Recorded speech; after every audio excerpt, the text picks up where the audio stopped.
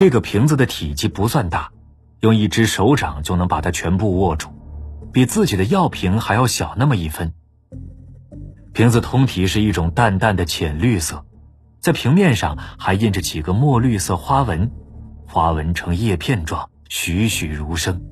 请听题：瓶子是什么颜色？绿色、蓝色、黄色。摸上去有一种凸出来的感觉，似是用真的树叶直接镶嵌上去一样。用手掂了掂，很沉。可是此物明显并不是韩立所知道的任何一种金属，更不是他所知的哪种瓷器，因为用手摸上去没有普通金属的冰凉感觉，也没有一般瓷器的那种表面光滑的纹理。请听题：请问瓶子是以下哪种材料？金属、瓷器，以上都不是。当看到那牢牢密封着的瓶盖时，韩立立刻决定把瓶子打开，看看里面到底有没有东西。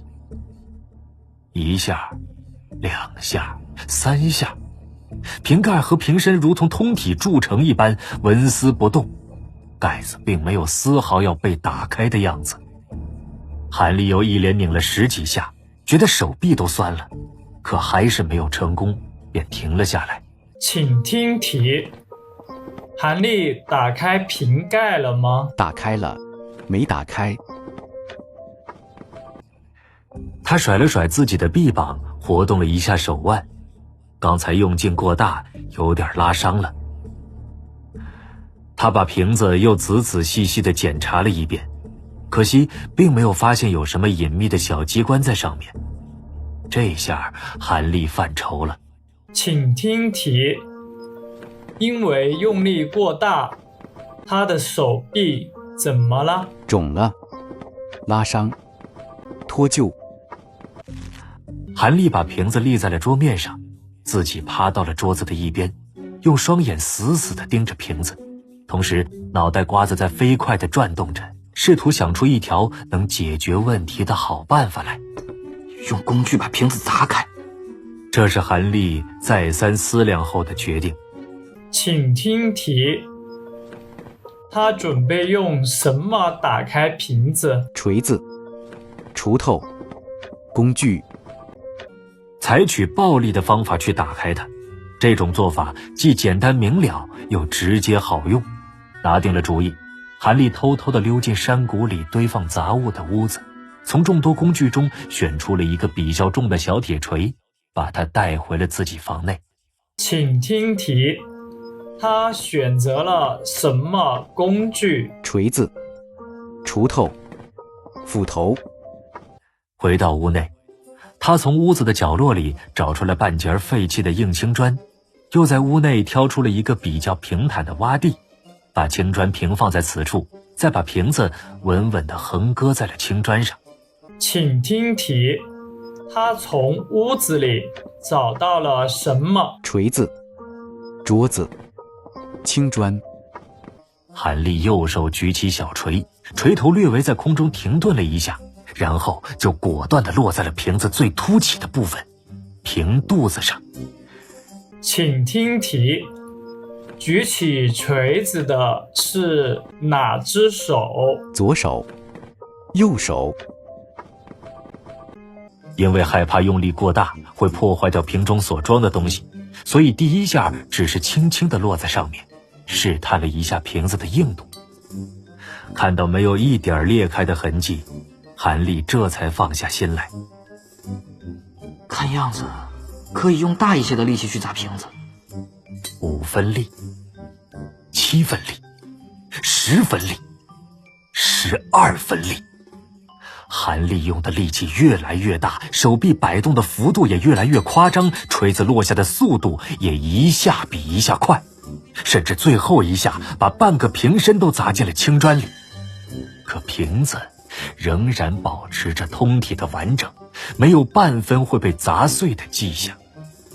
请听题：他砸了很多次瓶子，瓶子砸烂了吗？没有，烂了。韩立惊呆了，他不敢置信地用手去摸了摸瓶子被铁锤砸到的地方，没有一丝砸痕留在上面，绿莹莹的，整个平面仍然保持着光洁。这太出乎韩立的意料了。这个小瓶绝对是个非同寻常的好东西，绝不会是被人故意遗弃，十有八九是物主不小心遗失的。说不定失主现在正在满山寻找此物，我如果想保住此物，就一定要好好的收藏，不能让外人看到此瓶。请听题，他打算怎么处理瓶子？砸烂、扔掉、藏起来。在韩立的心目中，只要自己不是主动去偷去抢，从地上捡到的东西当然是归自己所有。想到这里，韩立立刻把自己脖子上挂着的一个小皮带取了下来。这个小皮带是他从家里出来时，韩母特意用一块兽皮给他缝制的，能防水防潮，用来给他装一枚用野猪牙制成的平安符，希望能用此来保佑他平平安安，无病无灾。请听题，用野猪牙做的是什么东西？袋子、项链、平安符。韩立松开了皮带口，把瓶子和平安符放到了一起，再勒紧带口，接着又把带子挂回了脖子上。做完这一切后，他往四下看了看，没有人在，他这才停了下胸，拍了拍自己胸口那微微隆起的带子，觉得不会引起他人的注意。请听题，他把瓶子藏哪里了？胸口、袋子、草丛。这时候，他才觉得自己的心里踏实了许多，不怕再出现什么意外，瓶子会被失主找到并要回去了。韩立悄悄地把锤子放回了原处，并装作若无其事的样子，在神手谷内慢慢闲逛了一会儿，直至天色全黑，才拖着受伤的脚回到了屋里。请听题，他什么时候回到屋里的？饭后，下午，天黑。因为知道韩立脚上负了伤，张铁就亲自把饭菜端到了他的屋内，准备陪着他一块用饭。韩立看他笨拙地出现在自己屋内，一会儿搬椅子，一会儿折腾桌子，忙活了老半天，总算把一切弄好，可以吃饭了。心中不禁有些好笑，但更多的则是几分感动。请听题，谁给受伤的韩立送的饭菜？张铁、韩立师兄。两人在桌边坐定后，便一边聊着门内的闲话，一边开始往嘴里塞食物，并时不时地交流起对方的练功心得来。请听题，他们一边吃饭一边交流什么？心得、功夫、聊天。嗨，大家好，请把你的听力答案写在评论区，我会抽空给大家核对答案。表面、表面、表面。表示、表示、表示。补充、补充、补充。材料、材料、材料。出现、出现、出现。窗户、窗户、窗户。平面、平面、平面。光滑、光滑、光滑。明显、明显、明显。可是、可是、可是。因为、因为、因为。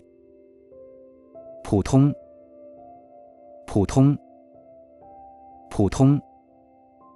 瓶盖，瓶盖，瓶盖，决定，决定，决定，打开，打开，打开，里面，里面，里面。这个瓶子的体积不算大，用一只手掌就能把它全部握住，比自己的药瓶还要小那么一分。瓶子通体是一种淡淡的浅绿色，在平面上还印着几个墨绿色花纹，花纹呈叶片状，栩栩如生，摸上去有一种凸出来的感觉，似是用真的树叶直接镶嵌上去一样。用手掂了掂，很沉。可是此物明显并不是韩立所知道的任何一种金属，更不是他所知的哪种瓷器，因为用手摸上去没有普通金属的冰凉感觉，也没有一般瓷器的那种表面光滑的纹理。当看到那牢牢密封着的瓶盖时，韩立立刻决定把瓶子打开，看看里面到底有没有东西。一下，两下，三下，瓶盖和瓶身如同通体铸成一般纹丝不动，盖子并没有丝毫要被打开的样子。韩立又一连拧了10几下，觉得手臂都酸了，可还是没有成功，便停了下来。他甩了甩自己的臂膀，活动了一下手腕，刚才用劲过大，有点拉伤了。他把瓶子又仔仔细细地检查了一遍，可惜并没有发现有什么隐秘的小机关在上面。这下韩立犯愁了。韩立把瓶子立在了桌面上，自己趴到了桌子的一边，用双眼死死地盯着瓶子，同时脑袋瓜子在飞快地转动着，试图想出一条能解决问题的好办法来。用工具把瓶子砸开。这是韩立再三思量后的决定。采取暴力的方法去打开它，这种做法既简单明了，又直接好用。拿定了主意，韩立偷偷地溜进山谷里堆放杂物的屋子，从众多工具中选出了一个比较重的小铁锤，把它带回了自己房内。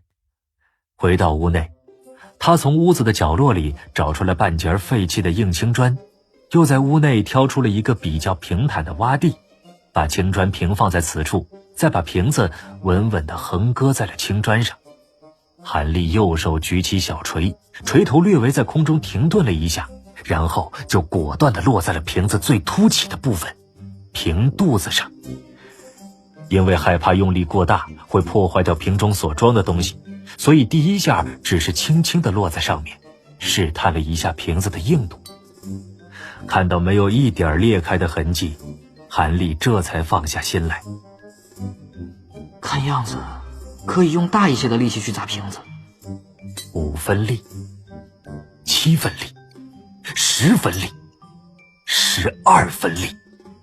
韩立用的力气越来越大，手臂摆动的幅度也越来越夸张，锤子落下的速度也一下比一下快，甚至最后一下把半个瓶身都砸进了青砖里。可瓶子仍然保持着通体的完整，没有半分会被砸碎的迹象。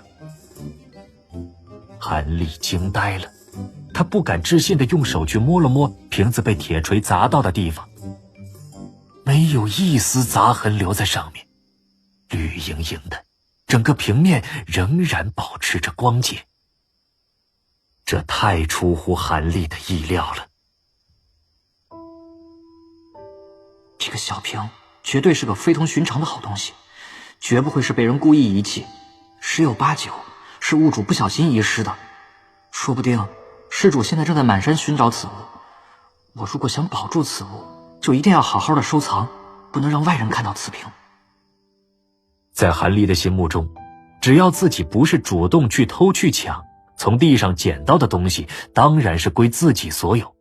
想到这里，韩立立刻把自己脖子上挂着的一个小皮带取了下来。